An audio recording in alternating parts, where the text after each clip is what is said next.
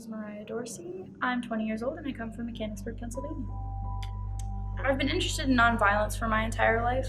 As a topic, my mother, one of the only things she ever taught me was that you should never harm somebody. I can't even kill bugs without sobbing. I can't do it. I can't even watch someone kill a bug without sobbing. It's rough. So I've always had that side of me that wants to respect other creatures' lives. But politics itself, I got into politics actually during this last election, mostly because I was just old enough to start voting. This would be the first election I could vote in, so I was paying attention. It was obviously a circus. I think I want to go into the Peace Corps for a bit after college. Not sure about that yet, or where I'd want to go, or what I'd want to do, but that's kind of what I'm thinking. Then it really depends on what I learn and who I meet.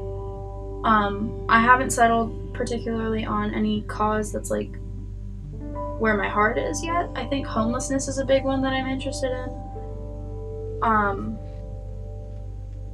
Yeah, homelessness is important to me, but they're all important to me, so I don't know how to narrow it down.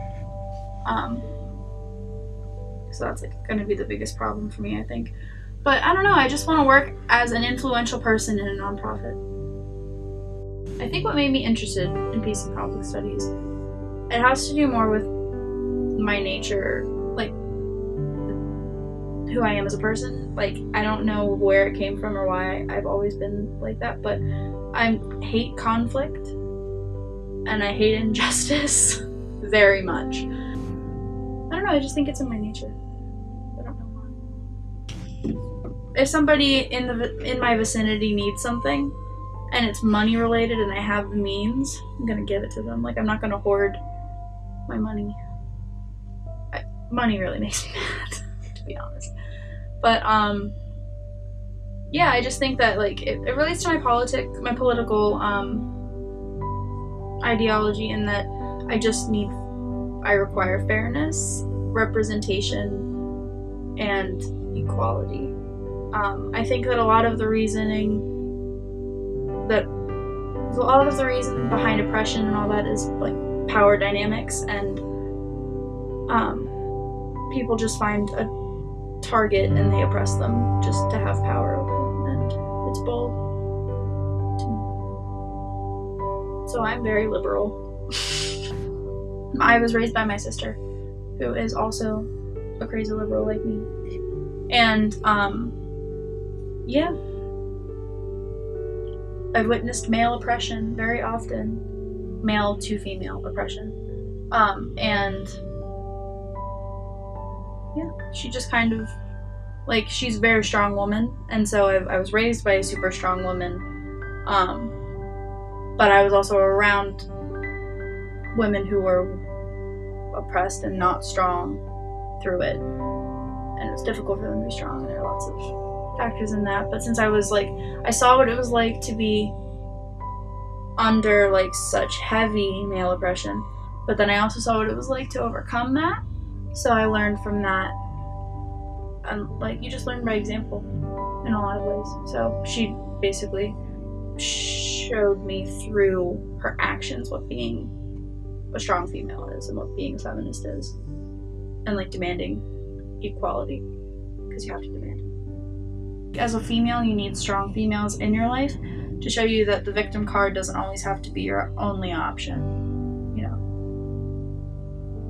Because I think that's a lot of what past society has given women, is just you have to be the victim and you have to just submit to whatever floats your way, because that's just kind of how it is. I'm not gonna listen to you. I'm not gonna pay attention. So you have to have strong women in your life to show you that it's not your only option just to sit there and take whatever comes at you. You have control over the circumstances that you walk into. I think there's hope for feminists and equality in general.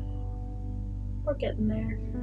I think that the uprising of the current administration is proof that we're moving in the right direction, because right before you reach a real breakthrough, you hit the most opposition. And I think that's what's happening. So I think that the people who are for equality need to just kind of burrow through it, like, harder.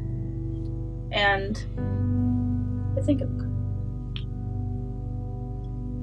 And then, like, once it does come, you can't become complacent again. Because equality is something you can't be complacent about. So, we'll see what happens with that.